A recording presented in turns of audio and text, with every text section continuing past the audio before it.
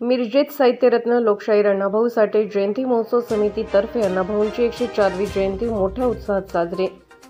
मिरजमध्ये सालाबादप्रमाणे साहित्यरत्न लोकशाहीर अण्णाभाऊ साठे यांची जयंती महोत्सव समितीच्या वतीने उत्साहात साजरी करण्यात आली। यावेळी समितीच्या वतीने मिरजेतील किसान चौकात भव्य दिव्य अण्णाभाऊंची प्रतिमा असलेली कमान उभी करण्यात आली होती व मिरज महानगरपालिकेत समितीच्या पाठपुराव्याने अण्णाभाऊंचे 6 फुटांचे तैलचित्र अनावरण करण्यात आले।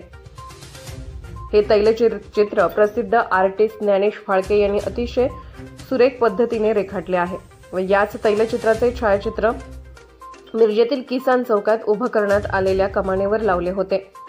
समितीने यावेळी अण्णाभाऊंच्या जयंतीच्या अनुषंगाने पारंपरिक खाजगी हलगी वादनाचा कार्यक्रम ठेवला होता, कारण अण्णाभाऊंनी याच हलगी डफाच्या तालावर शाहिरी गायली व अण्णाभाऊ जगजाहीर झाले। कलाकार हा जगला पाहिजे, कलाकाराच्या कलेला दाद देणे महत्त्वाचे आहे, कलेवर कलाकारांचे घर चालते असे अण्णाभाऊ म्हणत। त्या हलगी घुमका कलाकारांनी आपली कला सादर करून किसान चौक दणाणून सोडला, लोकांचे मनोरंजन केले। त्या कलाकारांचा 1 लाखाचा विमा जयंती महोत्सव समितीच्या वतीने करण्यात येणार आहे असे समितीने जाहीर केले। त्याच पद्धतीने लोककलेचे छायाचित्र किसान चौकात समितीच्या माध्यमातून लावण्यात आले होते। यावेळी महिला व पुरुष मोठ्या संख्येने उपस्थित होते। महोत्सव समितीचे प्रशांत ढंग यांनी शेवटी सर्वांचे आभार मानले।